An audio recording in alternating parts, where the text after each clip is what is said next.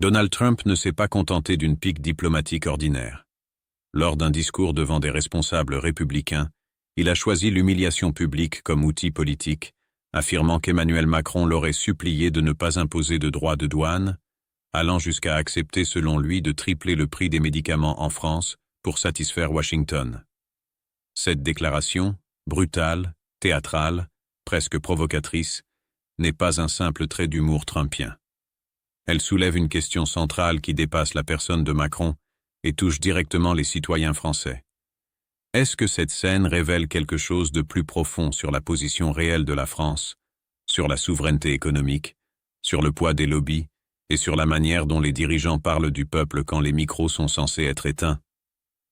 Trump raconte la scène avec une assurance déconcertante. Il met en scène un président français implorant, prêt à accepter une hausse massive des prix des médicaments, à condition que cela ne soit pas révélé à la population. Dans sa bouche, le récit devient presque une anecdote amusante, un trophée diplomatique exhibé devant son public politique. L'Élysée a immédiatement démenti, rappelant que de tels propos n'ont jamais été tenus. Officiellement, l'affaire devrait donc s'arrêter là. Pourtant, elle ne s'arrête pas, parce que le doute s'installe, parce que le contexte rend cette affirmation crédible aux yeux d'une partie de l'opinion, et parce que la réalité vécue par les Français depuis plusieurs années alimente ce malaise. Le cœur du problème n'est pas seulement de savoir si Macron a réellement prononcé ces mots. Le vrai sujet est ailleurs. Il est dans cette question qui dérange. Est-ce que ce que raconte Trump est totalement incompatible avec ce qui se passe concrètement en France? Depuis plusieurs années, les Français constatent une augmentation progressive du reste à charge médicale, une hausse des franchises, une pression croissante sur les remboursements et une transformation lente mais continue du modèle de santé. Dans le même temps, un symbole a marqué les esprits. La vente de Doliprane, médicament emblématique, à un groupe américain. Ce n'est pas un détail anodin. Pour beaucoup, cela a été perçu comme un abandon, une perte de souveraineté sanitaire, une preuve que la France n'est plus totalement maîtresse de ce qu'elle considère pourtant comme vital. Bruno, dans ce débat, ne s'arrête pas à l'outrance de Trump. Il pose la question qui dérange vraiment. Est-ce que, derrière l'exagération et la provocation, il n'y a pas une part de vérité? Car même si Macron ne décide pas seul du prix des médicaments, même si les mécanismes sont complexes, réglementés, encadrés par l'État, l'Union européenne et les agences de santé, il existe une réalité politique incontournable. Les gouvernements ont un rôle central dans l'orientation générale, dans les arbitrages, dans les concessions faites ou refusées. Et surtout, ils évoluent dans un environnement où les lobbies pharmaceutiques exercent une influence massive, structurée, permanente. Ce n'est pas une théorie du complot. C'est un fait documenté. Des anciens responsables politiques ont rejoint l'industrie pharmaceutique, des ministres ont eu des liens étroits avec ce secteur, des décisions ont été prises dans un climat où les intérêts économiques pèsent lourd. Dans ce contexte, entendre Trump affirmer que Macron aurait accepté une explosion des prix, même si c'est faux dans la forme, entre en résonance avec une réalité ressentie par les citoyens, celle d'un système où la santé devient progressivement un marché comme un autre, où le patient devient un client, et où la logique financière gagne du terrain. Bruno va plus loin. Pour lui, l'humiliation publique de Macron n'est pas seulement une attaque personnelle. Elle est le symptôme d'un problème plus grave. L'image de la France à l'international et ce que ses dirigeants sont prêts à concéder ou à négocier en coulisses. Quand Trump se moque de Macron, ce n'est pas seulement Macron qu'il vise. C'est la crédibilité française. C'est l'idée que la France pourrait être perçue comme un pays qui cède, qui marchande des éléments essentiels de son modèle social pour préserver des équilibres économiques ou diplomatiques. Et cette idée, qu'elle soit vraie ou fausse, est dangereuse, parce qu'elle sape la confiance. Antoine apporte une autre dimension au débat, plus émotionnelle, mais tout aussi essentielle. Il parle de blessures. Il dit que voir le président français humilié par un dirigeant étranger le touche en tant que Français. Cette réaction est révélatrice. Elle montre que, au-delà des clivages politiques, il existe une sensibilité collective à la dignité nationale. Mais Antoine ne s'arrête pas à l'indignation. Il rappelle aussi le jeu dangereux auquel Macron s'est livré par le passé. Les mises en scène, les accolades appuyées, les tapes sur le ventre, cette volonté affichée de créer une relation personnelle avec Trump, presque viril, presque théâtral. Macron a voulu jouer sur le terrain de Trump. Il a voulu apparaître comme son égal, son ami, son interlocuteur privilégié. Et dans ce jeu, il a sous-estimé son adversaire. Car Trump ne joue jamais selon les règles classiques. Il utilise l'humiliation comme une arme. Il transforme la proximité en faiblesse. Ce qui était présenté comme une relation personnelle devient, au moment opportun, un outil de domination symbolique. Antoine le dit clairement. Macron a joué et il a perdu. Vouloir s'asseoir à la table des grands, adopter leur code, leur posture, leur langage, sans en avoir réellement les leviers de puissance, c'est prendre le risque d'être renvoyé à sa place de manière brutale. La phrase est dure, mais elle frappe juste. On ne peut pas vouloir faire le cow-boy quand on n'en a pas les moyens. Cette image résume une grande partie du malaise français actuel sur la scène internationale. La France se veut puissance diplomatique, voix singulière, acteur global, mais ses marges de manœuvre économiques, industrielles et stratégiques se réduisent. Et face à des acteurs comme les États-Unis, qui n'hésitent pas à utiliser la force économique, la menace commerciale et la communication agressive, cette posture devient fragile. La question centrale revient alors avec force. Doit-on s'en foutre? La réponse est clairement non. Parce que derrière la moquerie de Trump, il y a une réalité inquiétante. Celle d'un rapport de force déséquilibré. Celle d'un modèle social sous pression. Celle d'une élite politique qui discute entre elles, parfois loin des préoccupations concrètes du peuple, et qui peut donner l'impression de négocier des éléments fondamentaux sans réel débat démocratique. Ce qui choque, ce n'est pas seulement ce que Trump dit, c'est l'idée que cela pourrait être plausible. C'est le fait que beaucoup de Français se disent « et si, finalement, ce n'était pas totalement faux ?»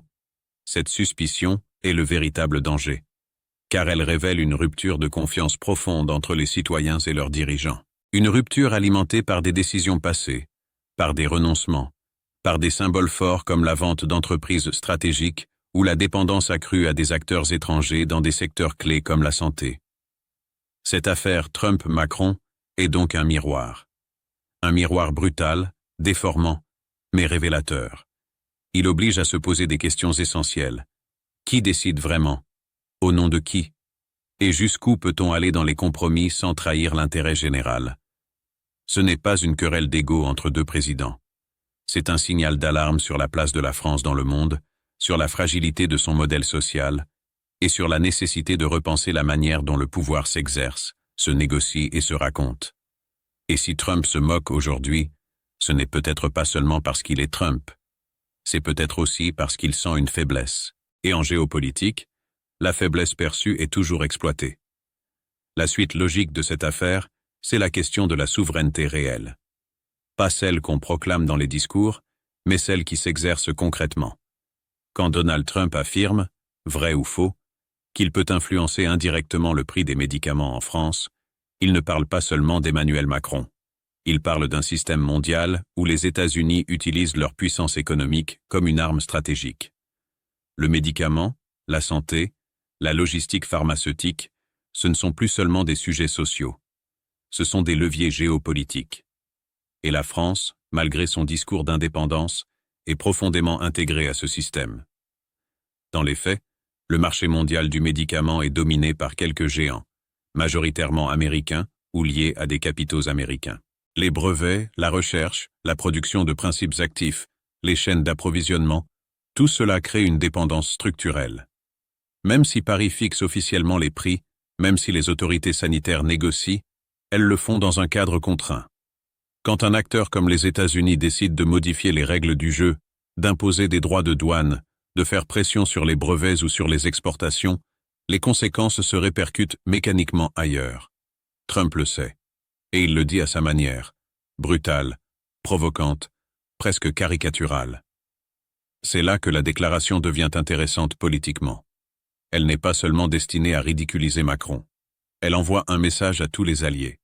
Elle dit en substance, regardez jusqu'où va mon pouvoir, regardez ce que je peux obtenir, regardez comment les autres plient. C'est une démonstration de force symbolique. Et dans ce type de démonstration, la vérité factuelle compte parfois moins que l'effet produit.